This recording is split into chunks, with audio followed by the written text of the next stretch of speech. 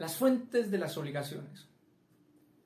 Para hablar de este tema, necesitamos comenzar diciendo que las obligaciones no solo surgen de los contratos. Vamos a mirar en detalle entonces estas fuentes de obligaciones y empecemos con el negocio jurídico. Este es un acto, es una declaración de la voluntad con amplios efectos jurídicos de una o varias personas encaminada a crear o extinguir relaciones jurídicas. Dentro del negocio jurídico están las convenciones y los cuasicontratos. Las convenciones son la manifestación de dos o más voluntades que se encaminan a crear obligaciones reconocidos en el ordenamiento jurídico. Entre las convenciones están los contratos, los cuales crean derechos y obligaciones queridos por las dos partes y que se encuentran reconocidos, insisto, en el ordenamiento jurídico. Los cuasicontratos tienen las mismas características de los contratos, pero le falta la voluntad de una de las partes, o sea, es un casi contrato. En nuestro Código Civil podemos ver los elementos de los contratos. En el artículo 1501, los contratos tienen elementos de la esencia, los cuales definen el contrato, sin los cuales no existiría esta obligación. Por ejemplo, en el contrato de compraventa, el elemento esencial es la tradición del bien.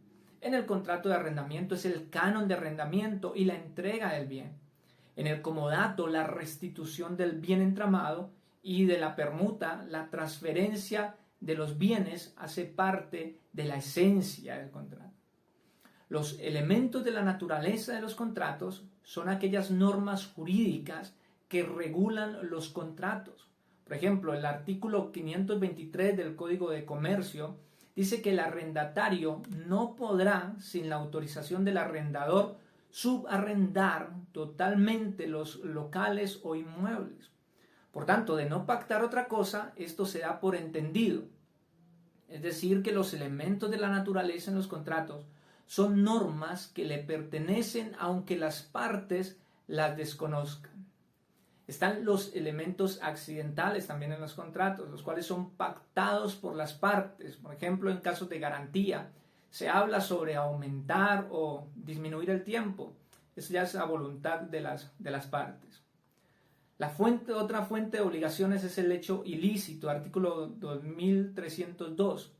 Esta es una conducta que genera obligaciones y que no tiene una causa justificada en el ordenamiento jurídico ni amparo legal y genera una responsabilidad civil extracontractual y da lugar a reparar.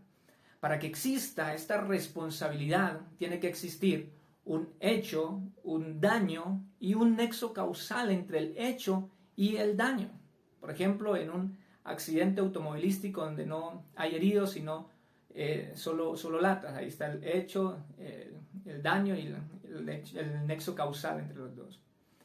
La ley, como tercera fuente de obligación, no es la ley del legislador, sino la ley en sentido amplio. Todo lo que esté en el ordenamiento jurídico, códigos, decretos, actos legislativos, etc. Y cuarto es el enriquecimiento sin justa causa, que es la última fuente de obligación. En este caso, se refiere al aumento patrimonial de una persona a causa del detrimento del patrimonio de otra. Por ejemplo, una persona a la cual se le consigna una suma de dinero en su cuenta por error. Crece un patrimonio y disminuye el otro. Estas son las fuentes de las obligaciones. Chao, chao.